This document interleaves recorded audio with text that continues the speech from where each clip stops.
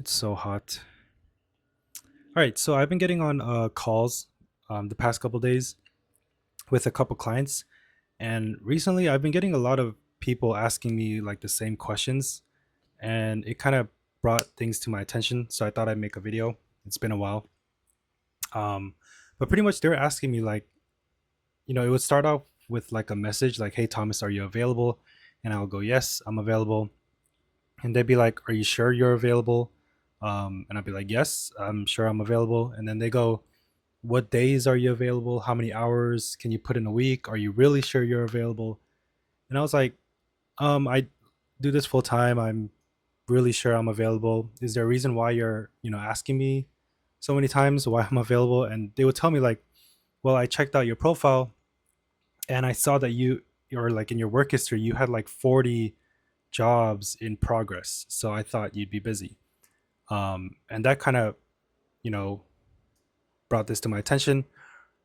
So I kind of went over like my job history or my contracts to kind of close some of the contracts that were in progress, because I thought, wait a minute, like what if I had some, or I lost some potential clients because they checked out my profile, they saw that I had like 39, 37, 40 jobs in progress, and they thought I was too busy and they didn't reach out to me, so I might have lost potential clients that way.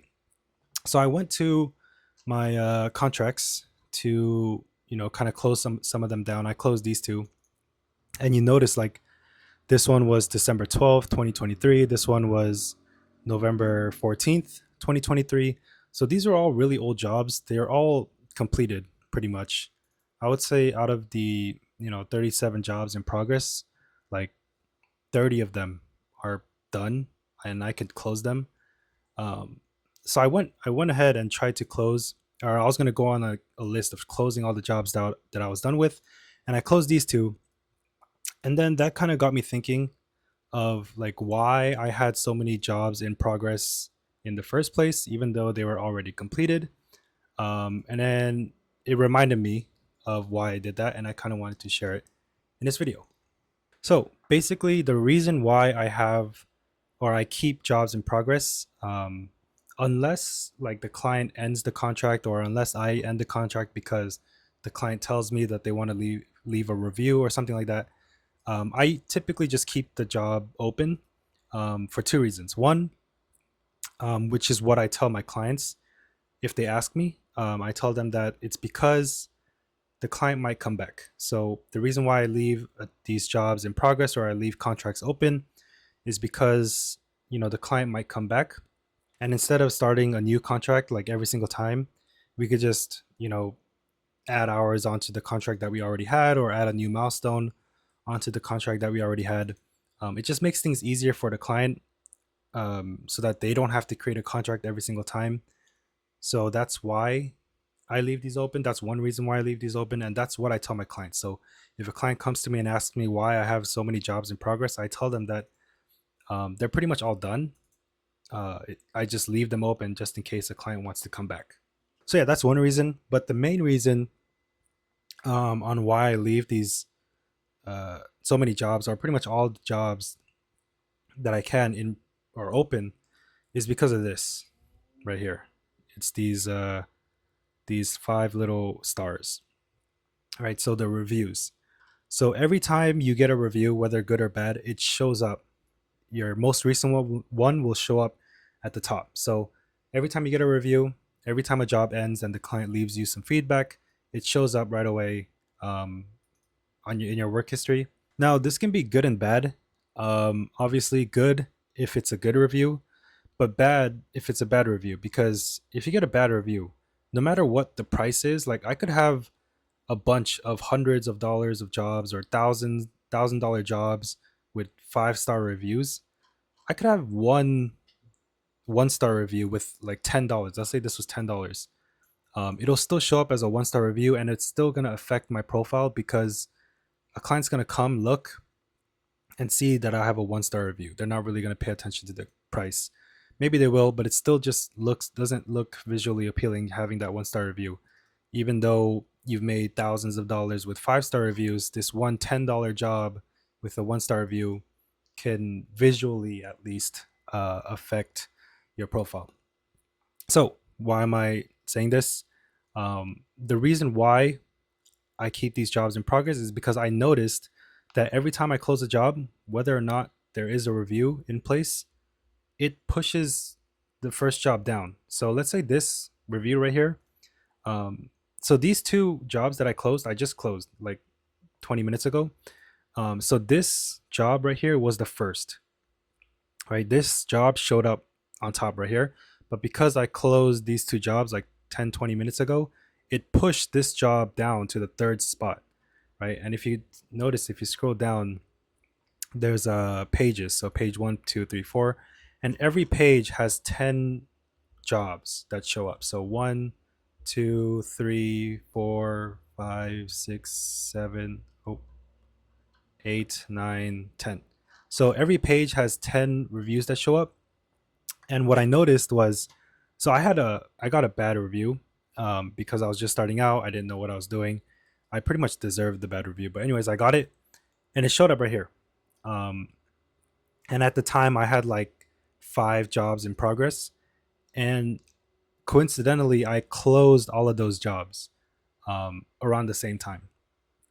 And then I noticed that that 1 star review that used to show up on top, like after I closed 5 jobs, it got pushed down to the sixth spot. So it was like 1, 2, 3, 4, 5, 6. It got pushed all the way down here. So now my 1 star review showed up down here instead of, first all the way up here. And that kind of got me thinking, um, what if I can push it all the way down past these 10 spots, right? And so I kept getting these jobs, and then I just kept trying to end them as quick as I possibly could, and close it. And eventually, that 1 star review that used to be at the top of my page right here got pushed all the way down to page 2. Right. So now it didn't show up on page 2. Obviously, you can go to page 2 or page 1. Obviously, you can scroll to page 2 and check it out, but it didn't show up on page 1 anymore. And the majority of clients, when they're checking out your profile, they don't really scroll down and check page 2, 3, 4 of your reviews. Maybe they do, but for the most part, they're all usually on page 1. And just having not having that 1 star review show up on page 1 um, could make or break whether or not they want to reach out to you, I think. So that's why I keep all these jobs open. It's because in case I get a 1 star review or a bad review that I want to push down, all I have to do is just end 10 jobs or close 10 jobs, and that 1 star review just gets pushed all the way down to page 2. So I can instantly hide pretty much um, a job by closing, or a review by pretty much closing the jobs that I have in progress. Technically, if I got like a 1 star review, I could push that review to page 3 in like 5 minutes by just closing 30 jobs, and then it will just push that one star review to page 3 or 4. Um, yeah, for page 4. So yeah, that's why I leave these jobs in progress.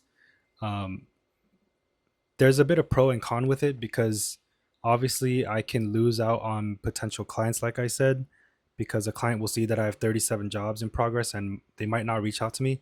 I know I wouldn't reach out to someone if they had 37 jobs in progress because I want someone who's available. But yeah, the pro outweighed the con for me. So that's why I kept these. I closed these two, and then I realized why I kept these jobs in progress in the first place. So I just decided to leave it, just as kind of like a backup, just in case I get a bad review. You never know with Upwork. You never know with the clients that you get here. So far, I've been doing pretty good. My job success score went up a lot. I think the last time I did a profile review was at like 80%, maybe 70. I think the lowest that I got was 70, like 375, something like that. And I brought it up to 94. So piece of advice, if you ever get like a bad review, if you ever have, or if your job success score goes down and you're worried about it, don't. It happens. There's not much you can do. Move on, learn from it. If you got a bad review, figure out why you got that bad review. and then fix it for future outcomes so it doesn't happen again. That's pretty much the best you can do. The worst you can do is let it get to your head, and then you get super desperate, start taking on bad jobs and bad clients. If you got a bad review, um, a part of it's your fault. Maybe it wasn't. Like maybe the majority of it, like 90% of it, wasn't your fault, but 10% of it was. Don't focus on the 90. Focus on the 10% that was your fault, and then figure out what you could have done differently so that next time it doesn't happen again.